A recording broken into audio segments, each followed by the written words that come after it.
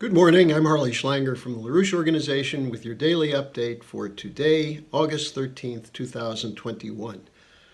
My main focus today is going to be on the special conference that will be sponsored by the LaRouche Legacy Foundation, which will take place tomorrow morning at 9 a.m. Eastern Time. It's available at schillerinstitute.com, and the title is, "So Are You Finally Willing to Learn Economics?" This is the third in a recent series of conferences we've had. The first one was on There Is No Climate Emergency, and the second one was Afghanistan at a Crossroads for Civilization. Both of those are available at schillerinstitute.com, and they included really extensive and profound discussions by a number of people, some of whom didn't agree with each other on everything, but were seeking honestly to find solutions to the considerably complex problems that we face in the world today. Now, the event tomorrow is going to be quite fascinating because we're taking up a theme that was at the center of Lyndon LaRouche's life's work, namely how to break the power of a global neoliberal faction which was able to assert its control over the world economy, especially after the assassination of John F. Kennedy. But then, following the August 15th, 1971 decision by Richard Nixon to take the dollar off the gold standard and move into a system of floating exchange rates, which has put us in the casino economy, which is now collapsing, probably in its final inevitable collapse today. Now, by focusing on LaRouche's work, we're doing something that's very important. Many of you know the name Lyndon LaRouche, but probably know very little about his actual fight for human civilization. LaRouche was very much at the center of most of the major battles of the last 50 years. He first became very prominent around the August 15th, 1971 situation because he forecast it. He had been warning over the previous years that there was a fundamental crisis building up that had to be addressed to save the Bretton Woods system. And instead of saving it, Nixon threw it out the window, and it was especially buried by George Shultz. And you'll hear more about that tomorrow. But LaRouche didn't take that as a final conclusion. He fought with the rest of his years of his life, and he passed away in February 2019. But the rest of his life was devoted to building support internationally for a method of economic thinking, a method of scientific economy that would pull the world back from the effects of an extended colonial policy on behalf of the British Empire, pull it back from that, and reassert the primacy of the American system of physical economy. That was LaRouche's life's work. And you'll hear tomorrow from a number of people who were collaborators of Lyndon LaRouche in that, who supported his efforts, and many of whom will be commenting on the work that they did to back him up. We'll have speakers from Russia, from China, from France, from the United States, from South America, and it will be something that you won't forget. In fact, it should whet your appetite for digging into the writings of LaRouche. Now, this is especially important today because over the last 20 years, or going back, actually, let's just take the last 13 years, going back to the 2007-2008 crash. LaRouche was one of the few people who forecast the 2008 crash. But in his forecast, he didn't just predict doom and gloom and try and figure out an investment strategy. He used the failed axioms that brought us to that crash as a way of showing why it happened, who was benefiting from it, who was trying to use the situation for their own personal, private interests, and how we could rally the population to use the crisis as an opportunity to establish a new vector toward development. His whole life's work was on this question of the dynamism, the dynamic interaction between human creativity and transforming the earth. The idea that there are no limits to growth, that through scientific and technological progress, based on new scientific discovery, the human race can establish new capabilities for a growing population at higher standards of living. Most of human history, that was not the case, but especially from the time of the Golden Renaissance forward, there was an opportunity presented to mankind to overcome what seemed to be natural limits. Now, the oligarchy that fought against LaRouche and that persecuted him did not want the average person to understand that these were not natural limits. They wanted people to believe that mankind was a problem for the world, for the planet, as we see today with the green policy, the Greta Thunbergs and the promoters of the Green New Deal, that man is the problem, not the solution. LaRouche's approach was the solution rests with the advances in human creativity to increase the power of the noetic capability of man over the physical processes of the natural universe.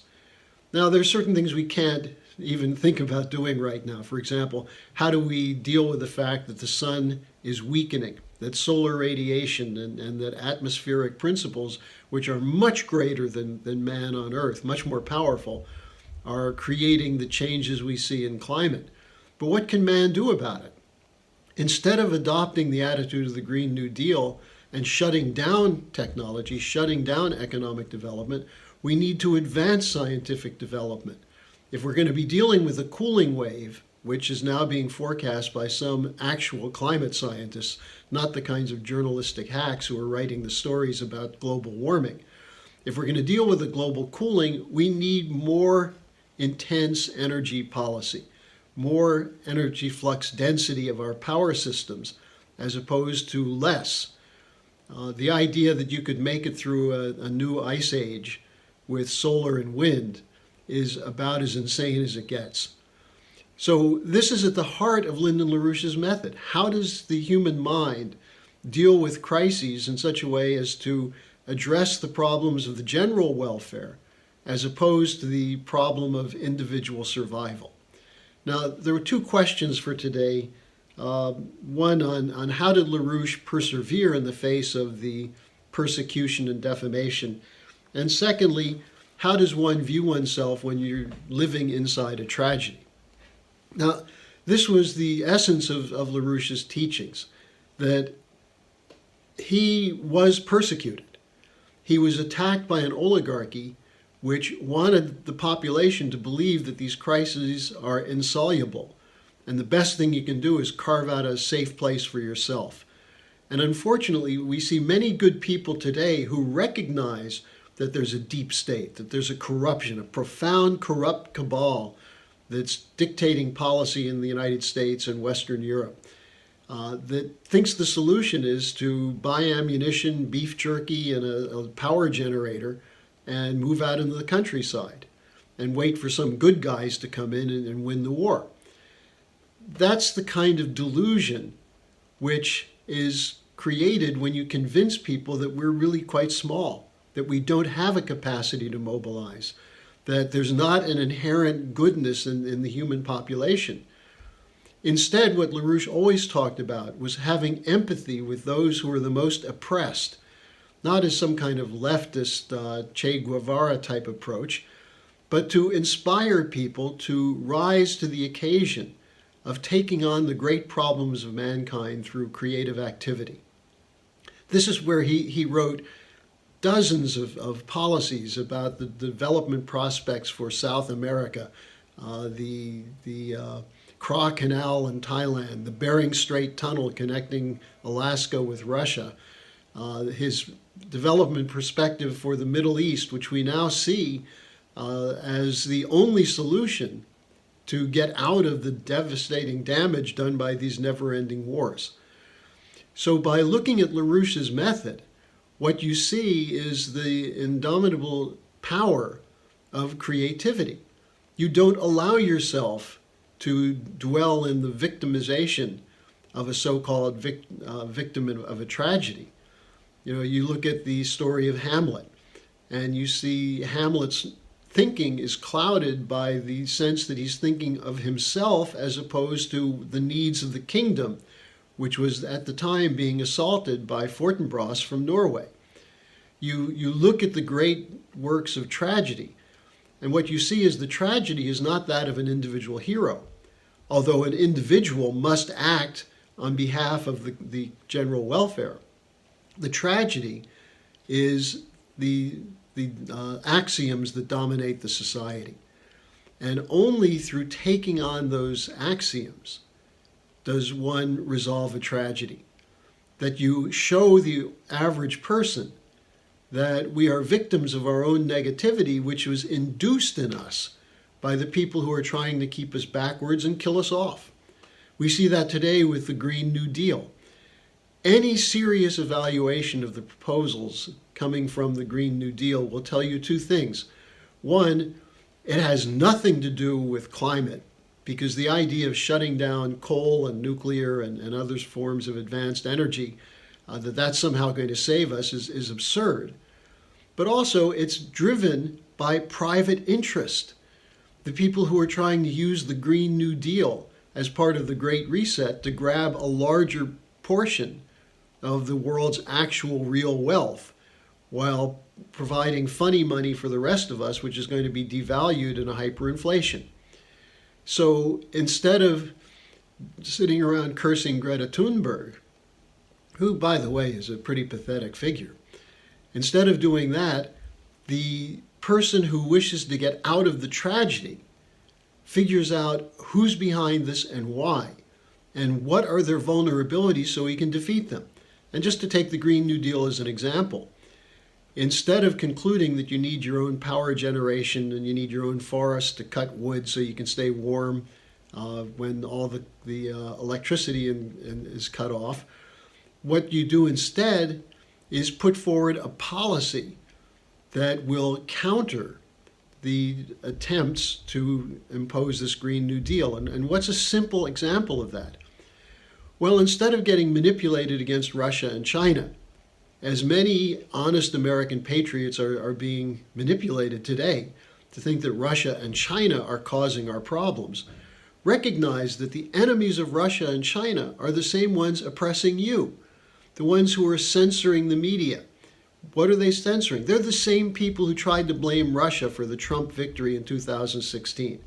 I find it ironic that many of the supporters of Donald Trump, who came to recognize that there was no Russian-Trump collusion and that Russia was not trying to rig the US election, now accept the argument that we may have to go to war with Russia over Ukraine and we have to go to war with China over the South China Sea and so on, that they're again being manipulated by the psychological operations of the enemies of our country.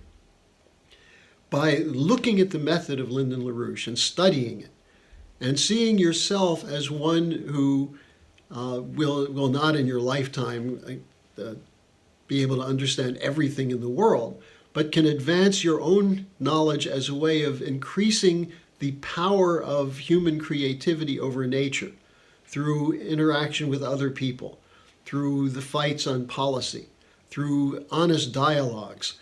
That's how we change the system. That's how we break out of a tragic moment and turn it into a great opportunity for mankind to advance.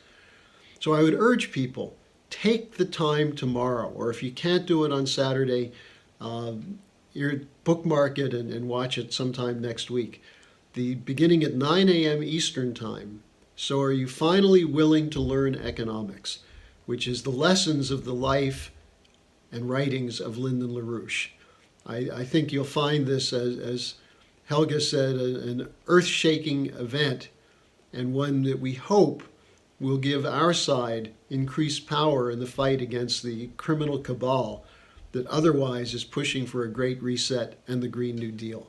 So thanks for joining me today. I hope to see you tomorrow, and we'll be with you again next week.